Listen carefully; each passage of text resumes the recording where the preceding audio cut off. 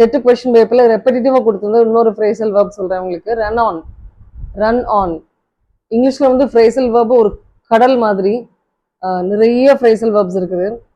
அதே மாதிரி ஒரு ஃப்ரேசல் verbுக்கு நிறைய மீனிங்ஸும் இருக்குது. இந்த ரன் ஆன் அப்படின்ற ஒரு ஃப்ரேசல் verbுக்கு நிறைய மீனிங்ஸ் இருக்குது.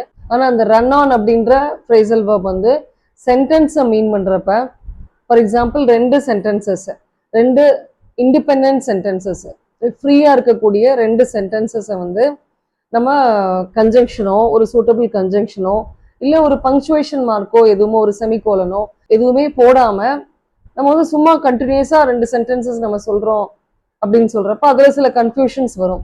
ஸோ அந்த மாதிரி நம்ம சென்டென்சஸ் சொல்றப்ப அந்த சென்டென்சஸ்க்கு பேர் வந்து ரன் ஆன். இது ஃபர்ஸ்ட் மீனிங். செகண்ட் என்ன அப்படின்னு சொன்னா, ரன் ஆன் அப்படின்றத நம்ம எந்த மாதிரி மீனிங்ல யூஸ் பண்ணுவோம் அப்படின்னா, to go on. The story runs on for many pages. So இந்த மாதிரி சொல்லலாம். இல்லை அப்படின்னு சொன்னா, my life runs on, it means it goes on.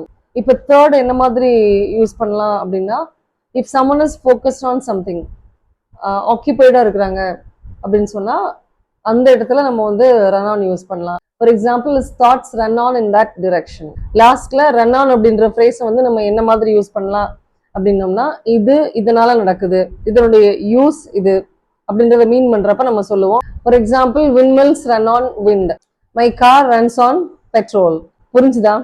இது மாதிரி ஃப்ரேசல் verbs வந்து நம்ம கம் அக்ராஸ் பண்றப்ப, இந்த கம் அக்ராஸ் அப்படின்றதே வந்து ஒரு ஃப்ரேசல் verb தான்.